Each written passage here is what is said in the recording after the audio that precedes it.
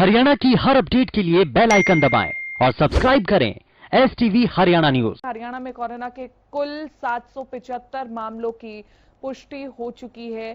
Corona से अब तक पूरे प्रदेश में 9 लोगों की मौत हो चुकी है। इलाज के बाद 290 मरीज ठीक हुए हैं। ये एक राहत भरी खबर भी है। प्रदेश में कोरोना से 376 अब एक्टिव मामले हैं। गुरुग्राम में सबसे ज्यादा 91 एक्टिव मामले हैं। सबसे ज्यादा इस वक्त गुरुग्राम में हैं।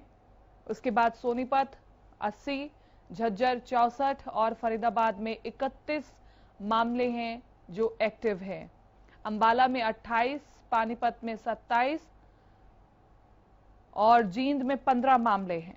करनाल में 8 एक्टिव मामले हैं, फतेहाबाद में 6, यमुनानगर में 5 और महेंद्रगढ़ में 4 मामले सामने आए हैं। रेवाड़ी पंचकुला में 3 और नूह में 2 एक्टिव मामले सामने आए हैं। कोरोना से फरीदाबाद में तीसरी मौत सामने आई है। तो प्रदेश में कोरोना के एक्टिव मामलों का क्या आंकड़ा है, ये हम आपको लगातार अपडेट दे रहे हैं। इलाज के बाद 290 मरीज हालांकि ठीक भी हुए हैं और अब कुल मिलाकर के एक्टिव केस हैं 376।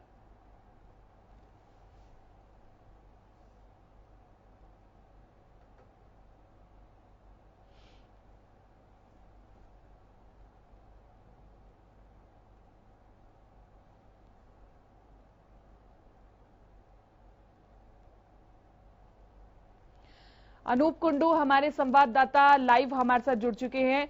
अनूप, उकलाना में इस वक्त क्या कुछ हाल है, क्योंकि लगातार आंकड़े हैं वो बढ़ते जा रहे हैं। कीर्ति जी, अगर उकलाना की बात करें तो यहाँ फिलहाल ऐसा कोई संक्रमित या संदिग्ध व्यक्ति तो नहीं पाया गया है, लेकिन सोशल डिस्टेंस और लॉकडाउन का यहाँ पर पालन बिल्कुल नहीं हो रहा है। अगर आज रविवार की भी बात कर ली जाए तो रविवार को लगभग दुकानें बंद रखने के आदेश दिए गए थे, कुछ जो एसेंशियल सर्विस है उसको छोड़ करके, लेकिन आज सुबह से भी सभी दुकानें खुली हुई हैं। जिस प्रकार से लोगों को कहा जा रहा है, बार बार अपील की जा रही है प्रशासन के द्वारा, न्यूज चैनल हरियाणा न्यूज के द्वारा भी, कि आप सोशल डिस्टेंस बना करके रखिए, लेकिन इस प्रकार का लोगों में अब कोई खौफ नहीं है, कोरोना को लेकर के कोई भय नहीं है और इस बिल्कुल हल्के में लिए हुए हैं, जिसका कभी भी खामियाजा भुगतना पड़ सकता है। जी कीर्ति। अनूप, इसको लेकर के क्या जिला प्रशासन की कोई नई गाइडलाइन सामने आई है, कोई दिशा निर्देश?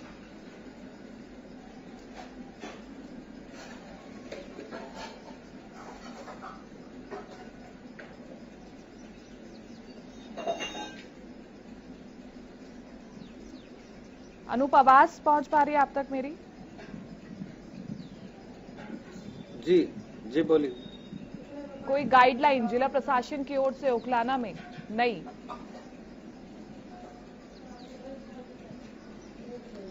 देखिए, जिला प्रशासन की ओर से तो सभी पुख्ता प्रबंध किए जा रहे थे, पुलिस की बार बार गश्त की जा रही थी, लेकिन फिलहाल जो है लोग बाहर निकलने से बाज नहीं आ रहे हैं और बाजारों में जिस प्रकार की ढील दी गई है उसके बाद जो प्रशासन की गाइडलाइन थी उनको भी लोगों ने बिल्कुल दरकिनार कर दिया है। किसी प्रकार के कोई आदेश नहीं माने जा रहे हैं और फिलहाल प्रशासन भी इतना सख्ती में नजर नहीं आ रहा है, क्योंकि जिस प्रकार के आदेश दिए गए हैं उसके बाद लोगों के पास कोई न कोई बहाना होता है बाजार में आने का, जिसके कारण अब प्रशासन भी उतनी सख्ती नहीं बरत पा रहा जितनी लॉकडाउन के चलते होनी चाहिए। बिल्कुल, ये शिकायतें लगातार कई शहरों से सामने आ रही है। बहुत बहुत शुक्रिया अनूप तमाम इस जानकारी के लिए। इसी के साथ हमारे साथ हर्षवर्धन हमारे संवाददाता रोहतक से जुड़ गए हैं। हर्षवर्धन, रोहतक में भी मामले लगातार बढ़ते जा रहे हैं, क्योंकि ऐसे में चिंता बढ़ रही है जिला प्रशासन की।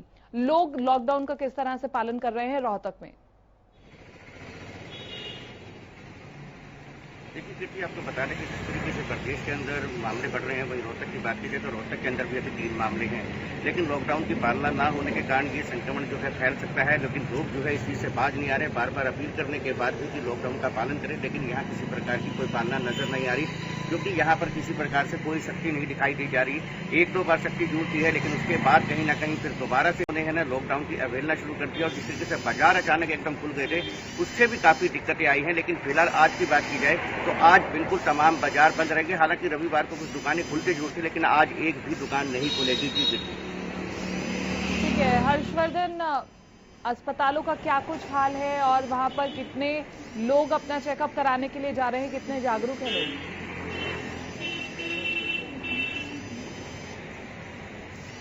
तरीके से जिस तरीके से पीजीआई की बात की जाए या सिविल हॉस्पिटल की बात की जाए, इसके अलावा जो है सरकार की तरफ से, रोहतक जिला प्रशासन की तरफ से मोबाइल जो है बसें जारी की गई हैं, जो जगह जगह गांव-गांव जाकर के लोगों की जांच भी कर रही हैं। इसके अलावा रोहतक के पीजीआई की बात की जाए तो पूरा का पूरा ट्रामा सेंटर जो है वो कोविड-19 के लिए तैयार कर दिया गया है, क्योंकि जिस तरीके से प्रदेश में मरीजों की संख्या बढ़ रही थी, तो ऐसे में यहाँ पर पीजीआई में आना लाजमी हो गया था। तो ऐसे को लेकर के है ट्रामा सेंटर का फर्स्ट फ्लोर भी जो है वो बिल्कुल खाली करा दिया गया और केवल वहाँ पर अब सिर्फ कोरोना से संबंधित मरीज ही दाखिल होंगे। जी चलिए, बहुत बहुत शुक्रिया हर्षवर्धन तमाम इस जानकारी के लिए। तो हमारे संवाददाता लगातार फील्ड पे से जानकारी दे रहे हैं कि आखिर क्या कुछ हाल है अलग अलग जिलों में।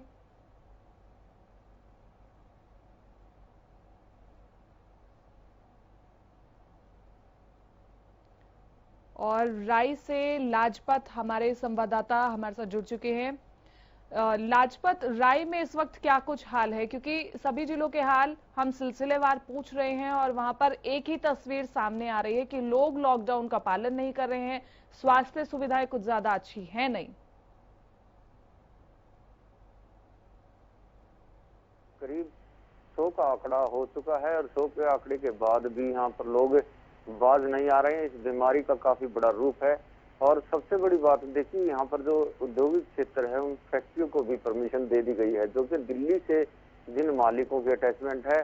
अभी जो अगर बात करें तो जिला सोनीपत पर जो आफत बरसी है वो दिल्ली की देन थी, और अब ऐसे में जो परमिशन भी दी गई है, अब सवालिया निशान ये खड़ा होता है कि जो मजदूर हैं वो जो दिल्ली से अटैचमेंट जो फैक्ट्री मालिक हैं वो फैक्ट्रियों को परमिशन दी गई है, तो जो फैक्ट्री मालिक हैं वो आएंगे और इससे मजदूरों में भी फैल सकती है और मजदूर जो गांव में रहते हैं उनमें भी फैल सकती है और काफी बड़ा रूप ले सकती है। ऐसे में प्रशासन से और जो विभाग और सरकार की तरफ से एक जो काफी बड़ा यहाँ पर लापरवाही देखने को मिल रही है, क्योंकि यहाँ पर अगर बात करें तो जो फैक्ट्री खुलेगी तो फैक्ट्री के जो मालिक हैं वो दिल्ली से अटैचमेंट है। जो दिल्ली की आफत जो सोनीपत पर बरसी थी, ये कोई मामूली बात नहीं, 100 का आंकड़ा पहुंच चुका है। और यहाँ पर बात करें तो जो फैक्ट्रियों की परमिशन दे दी गई है और जो यहाँ पर जो मजदूर थे उनको वक्त इतना सख्त आया था कि उनको खाने तक के लाले हो गए थे, अब वो पैदल भी जा रहे हैं। यूपी जो मेरे बिल्कुल नजदीक पड़ती है, दिल्ली बिल्कुल नजदीक पड़ती है और तीनों स्टेट यहाँ पर जुड़ती हैं, तो यहाँ से पैदल जाने वाले व्यक्तियों से हमारी बातचीत हुई थी, तो उन्होंने कहा कि फैक्ट्री मालिकों ने हमारे साथ जो खाना नहीं दिया इसलिए धोखा दिया है, तो वो खुद भी मजदूर यहाँ से जा चुके हैं। प्रशासन ने परमिशन दे चुकी है, लेकिन प्रशासन जो परमिशन देने के बाद अब मजदूरों को भी जो कुछ बचे हैं वो मजदूर फैक्ट्री में जाएंगे तो काफी बड़ी बीमारी फैल सकती है। जी ठीक है लाजपत, आप जानकारी दे रहे हैं कि फैक्ट्रियों को खुलने की परमिशन दे दी गई है। कौन कौन सी फैक्ट्रियां हैं जिन्हें खुलने की परमिशन दे दी गई है और क्या वो खुलनी ज्यादा जरूरी है?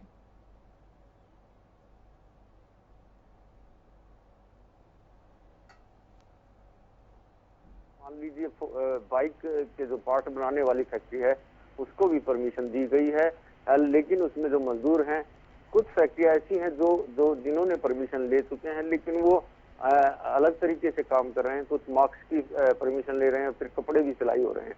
तो कुछ जो जरूरत की चीजें हैं उनकी परमिशन होनी चाहिए। जो मजदूर हैं उनको फैक्ट्री के अंदर ही रखना चाहिए ताकि उनके टाइम टू टाइम उनके चेकअप होते रहे, उनको बाहर से आवागमन ना हो, ऐसी सरकार की तरफ से भी है। लेकिन जो मजदूर हैं जो फैक्ट्री में काम कर रहे हैं वो गांव से भी अटैच हैं, तो ये काफी बड़ा रूप ले सकती है। जो फैक्ट्रियां परमिशन ले चुकी है उनका आवागमन जो मजदूर का है, फैक्ट्री मालिक का है, दिल्ली यहाँ से बहुत नजदीक है, कुंडली औद्योगिक क्षेत्र है, राई औद्योगिक क्षेत्र है, काफी ऐसी फैक्ट्री एरिया है जो कि गाँव को चपेट में ले सकता है। जी चलिए, बहुत बहुत शुक्रिया लाजपत तमाम इस जानकारी।